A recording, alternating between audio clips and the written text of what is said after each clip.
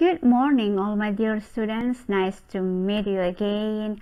Hopefully, all of you are great, stay safe, healthy, and ready to study English with me, Mrs. Elizabeth Neot.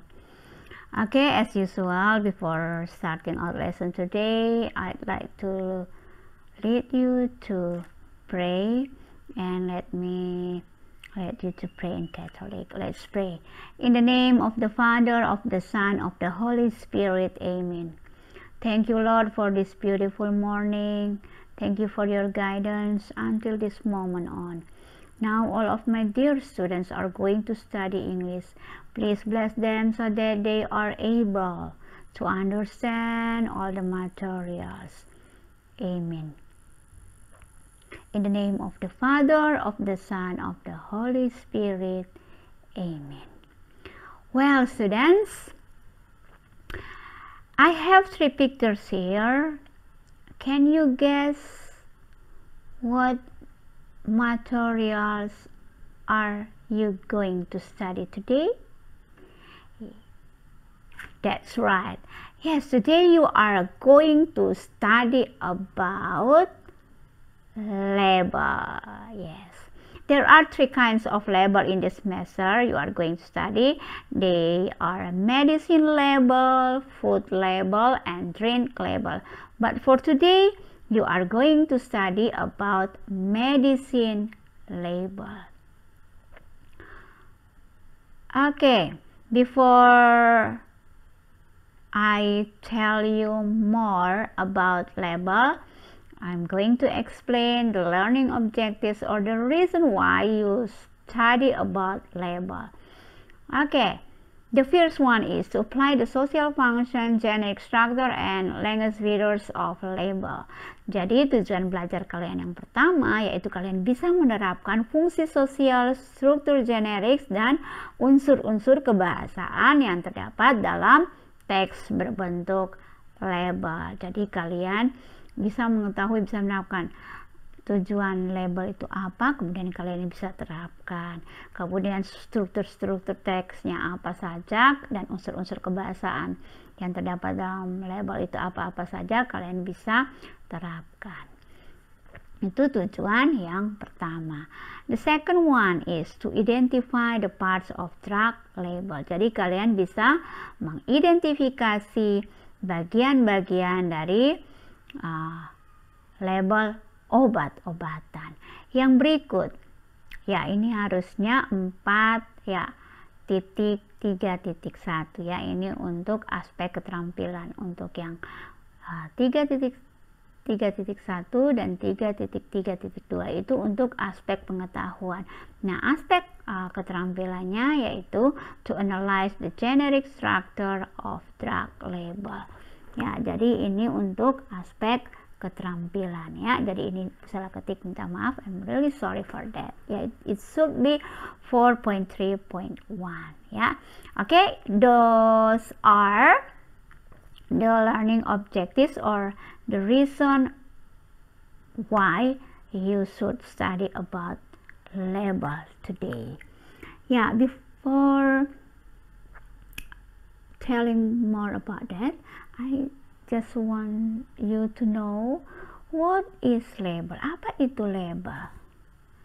Ya, label is detailed information about a product. Ya, label is detailed information in the outer packaging of a product. Ya, jadi label itu adalah informasi-informasi detail yang terdapat di bagian luar dari sebuah produk. Ya, itu yang dimaksud dengan label. Okay, next, what is the purpose of the label? Apa tujuan dari label? Ya, tujuan dari label itu adalah untuk memberikan informasi tentang produk tersebut ya. Jadi itu tujuan dari produsen membuat label di setiap produk ya.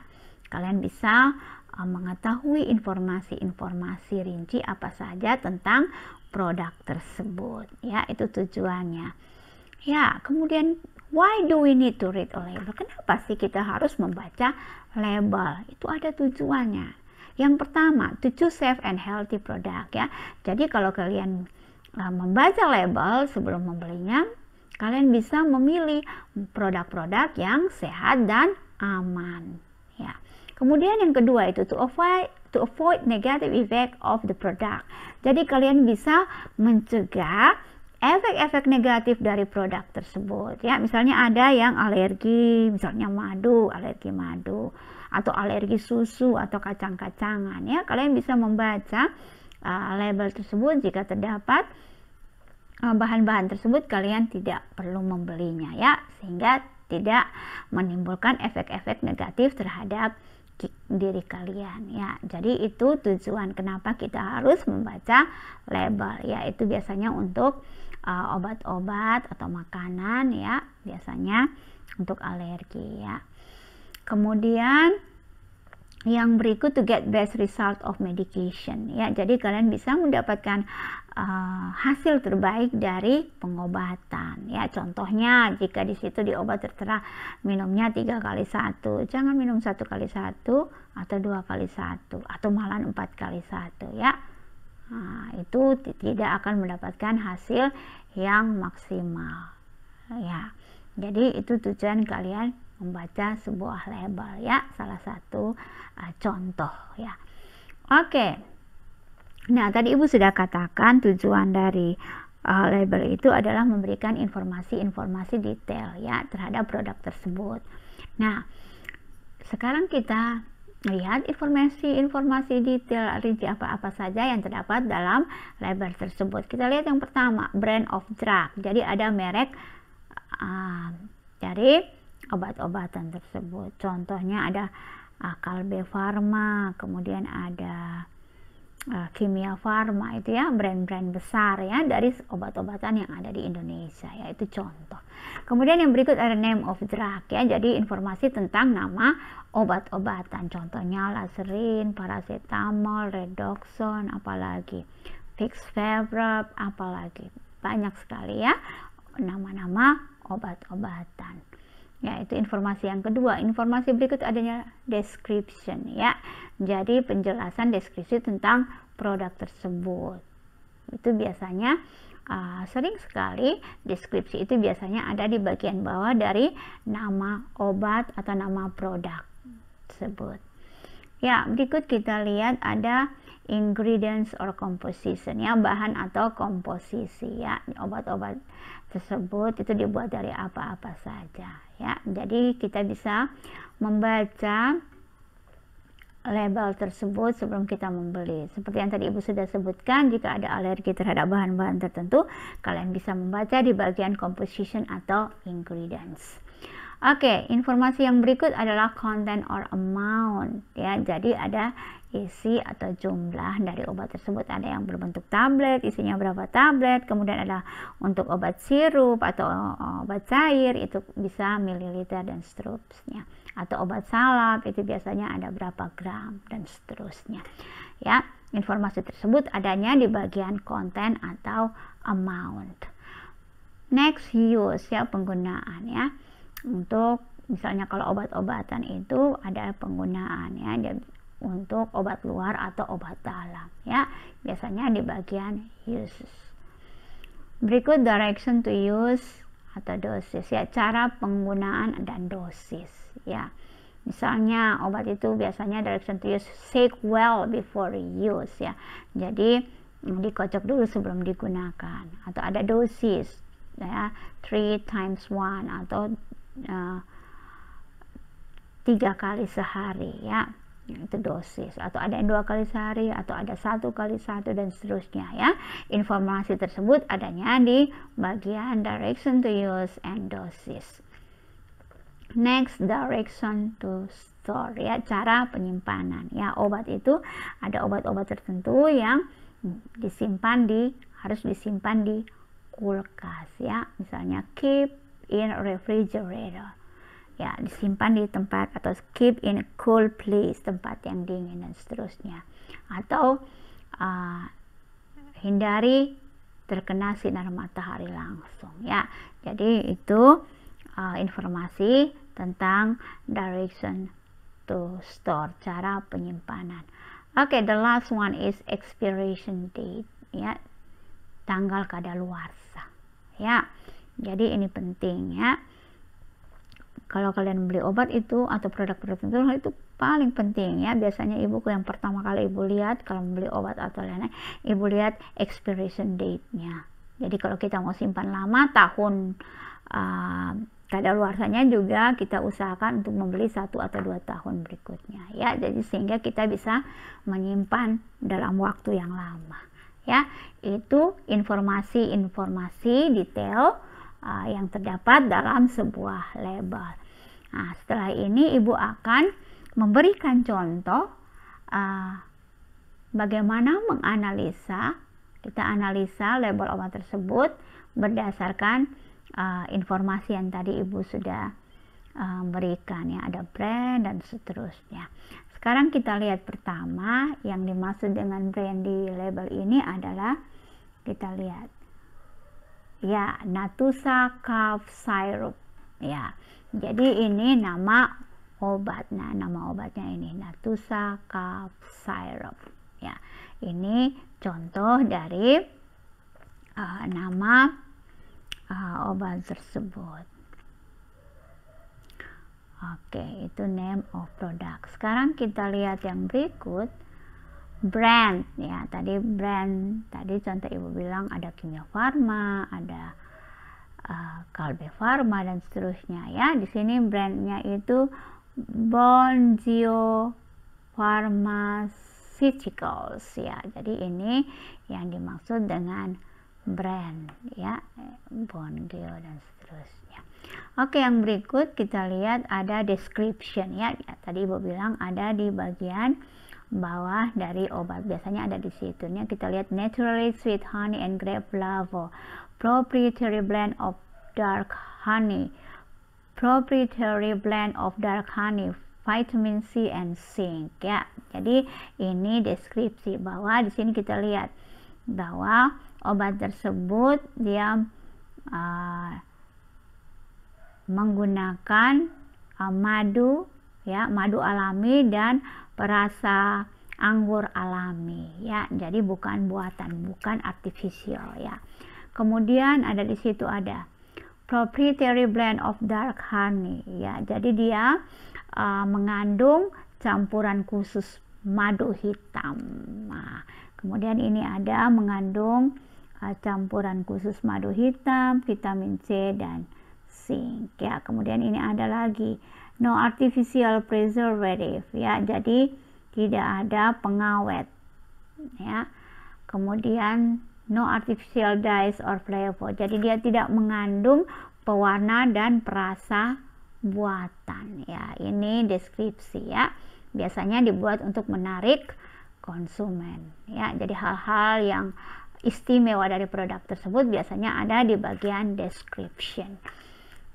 Oke, next, direction to use or dosis, ya. Jadi ini tadi cara menggunakan, ya. Kita lihat direction suggestion for use, shake well before using, ya. Tadi ibu sudah beri contoh. Jadi dikocok dengan baik sebelum menggunakan. Take every 4 or 5 hours, not to exceed 5 times per day or as directed by your healthcare professional. Jadi itu diminum 4 sampai 5 jam, ya, setiap 4 sampai 5 jam. Tidak boleh lebih dari 5 kali sehari, atau seperti yang direkomendasikan oleh petugas kesehatan profesional seperti dokter. Use product within 19 days of opening, ya. Jadi gunakan produk itu dalam waktu 90 hari sejak dibuka. Jadi jangan lewat dari 90 hari atau 3 bulan, ya. Itu yang dimaksud dengan direction to use or dosis, ya. Next, ingredients or composition, ya. Ini kita lihat ada mengandung, ya, bahan mengandung vitamin C, ada zinc, kemudian ada madu hitam, kemudian ada ekstra biji anggur dan seterusnya, ya. Nah, ini yang dimaksud dengan ingredients or composition. Itu kemudian ada other ingredients, purified water, natural grape flavor, citric acid. Ya, jadi itu ada air murni, kemudian ada perasa anggur alami, kemudian ada citric acid dan seterusnya. Ya, jadi itu yang dimaksud dengan ingredients or composition. Ya, next uses. Ya, jadi penggunaannya, jadi ya ini digunakan untuk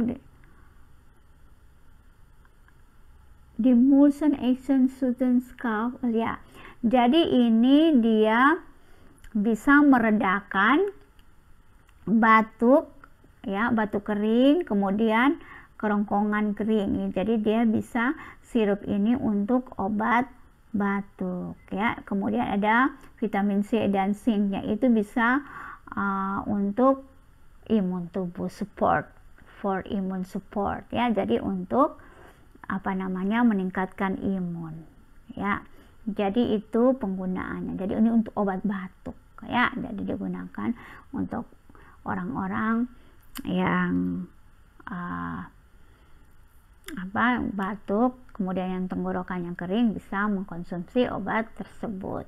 Nah, kita lihat yang berikut ada direction to store, ya, cara penyimpanannya. Di situ kita lihat store at room temperature, ya. Jadi disimpan pada temperatur ruangan atau suhu ruangan. Nah, keep out of the reach of children, ya, jauhkan dari jangkauan anak-anak. Ya, itu direction to store. Kemudian yang berikut content or amount, ya. Di situ ada dilihat ada 4 FLOZ, ya. FLOZ ini artinya fluid ounce, ya. Jadi itu satuan ukur untuk ounce cair, ya, ounce cair. Jadi untuk, ya, ini bahasa Inggris, ya. Jadi ounce cair ini satuan ukur Amerika, ya. Jadi 4 FLOZ, 4 ounce cair itu setara dengan 118 ml, ya. Jadi itu untuk content or amount. Ya, di sini ya mungkin karena ini bagian depan, biasanya adanya expiration date itu biasanya ada di tutup botol atau di bagian bawah botol obat atau label. Jadi di sini tidak, ini ada tertutup dengan uses di sini, ya, tapi tidak kelihatan, ya.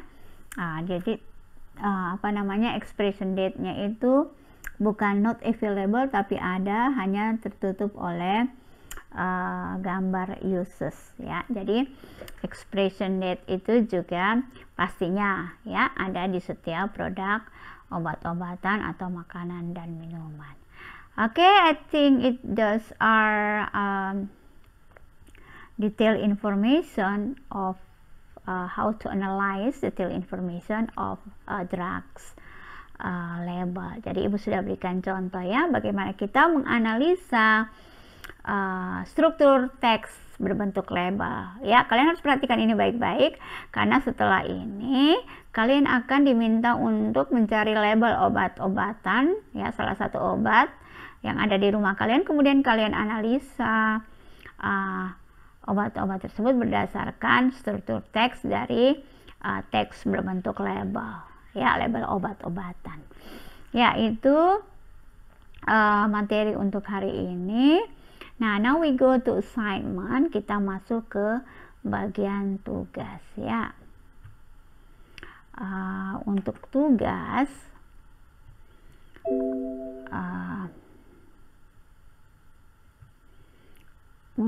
tugas, kita lihat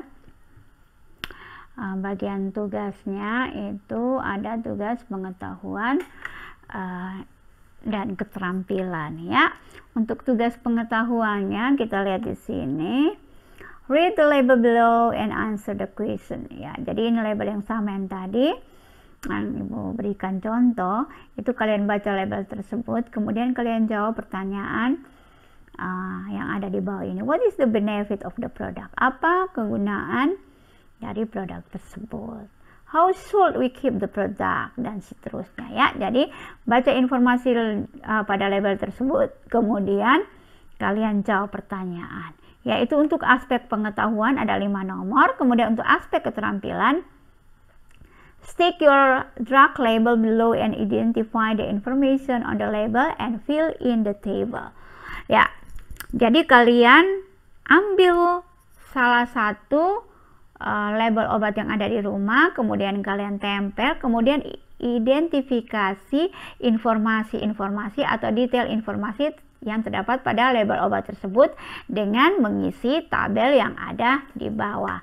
Yang mana yang termasuk brand, kemudian yang mana yang nama produk, dan seterusnya ya. Seperti yang sudah Ibu berikan pada penjelasan materi tadi ya. Jadi kalian tempel saja obat yang ada di rumah, di lem, kemudian kalian isi tabel tersebut, kemudian difoto dan dikirim ke Google Classroom bahasa Inggris. Okay, I think it's enough for today.